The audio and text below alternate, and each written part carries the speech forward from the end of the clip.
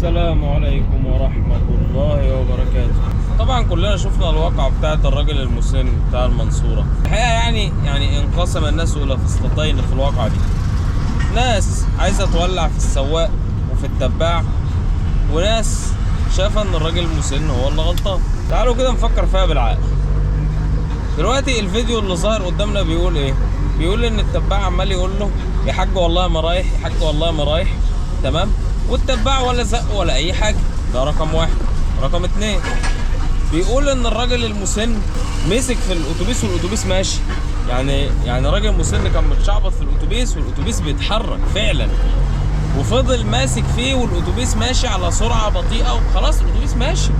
رقم ثلاثة، الناس بتلوم مع السواق، بتقول لو كان شاف في المرايه. انا دلوقتي وانا بتحرك بعربيتي هطلع من الحاره اليمين اللي انا راكن فيها وهتحرك بالعربيه، اطلع حرم الطريق وهتوكل على الله اتحرك. هبص على المرايه اليمين ليه؟ ايه اللي هيخليني ابص على المرايه اليمين؟ انا هبص قدامي وعلى المرايه الشمال علشان لو في حد جاي من الشمال، من اللي هو طالع جاي من الطريق، ما اخبطش فيه، لان انا داخل حرم الطريق. فانا المرايه اليمين دي مش هبص عليها خالص. يعني مش عارف الناس اللي بتقول كده هم في غالب ناس ما بيسوقوش اصلا او بيستعبطوا. يعني هم يا اما ما بيسوقوش يا اما بيستعبطوا.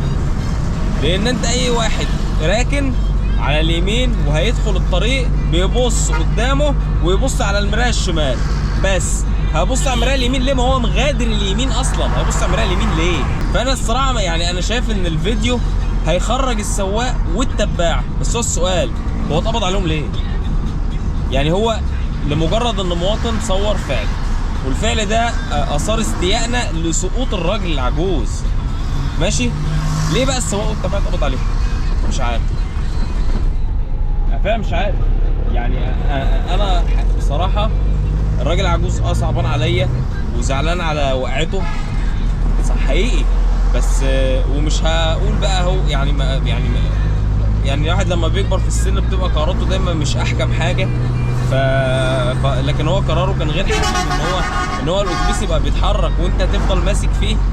يعني انا مش شايف ان ده زي بالظبط الناس اللي بتدخل المحطه تلحق القطر، فتلاقي القطر ماشي فيطلعوا يتشعبطوا كده في الباب وينطوا على ما هو ده برضه يعني ده مش صح، مش احسن حاجه تعملها يعني. والقطر لو وقع واحد ساعتها وداسه، ما انا يعني مش عارف. انا بس هو الموضوع حساس شويه لانه راجل كبير في السن وبتاع. بس يعني انا شايف ان الراجل العجوز بصراحه يعني ما كانش احسن قرار. القرار اللي هو خده ده ما كانش احسن قرار. وشايف انه المشكله مش في القصه بتاع الراجل العجوز، ولا المشكله انه الاثنين ما غلطوش في اي حاجه اتقبض عليهم. اكل عيشهم وقف، زمانهم يعني يكفي ان انت اتقبض عليك. حاجه سيئه جدا، حتى لو هتخرج كمان ربع ساعه. الاحساس في حد ذاته او الموقف في حد ذاته مش حلو، ان انت اتمسكت اتقبض عليك، حاجه سيئه جدا. فيعني مفيش كتالوج. يعني هو القصه دي بتقول لي ان مفيش كتالوج. اللي هو انت خلي بالك بقى، انت لو لو عملت اي حاجه حتى لو انت على حق والناس اكتسبت تعاطف مع الشخص الاخر هتتروح، حتى لو انت على حق. دي حاجه مش حلوه، دي حاجه مش حلوه. لان المفروض يبقى فيه قواعد ثابته وفي قانون وفي عقل عندنا. يعني انا شايف بعينيا التباع ما عملوش حاجه، لا زقه ولا ده عمال يقول له والله ما رايح فين يا حاج، والله ما رايح. يعني انا مش عارف بصراحه، مش عارف. طب يعني كان يروح عشان خاطره يا عم، ده اتوبيس يا عم رايح خط سير، ولا يعني كان يروح عشان خاطره ايه؟ هو مأجره مخصوص؟ مش عارف.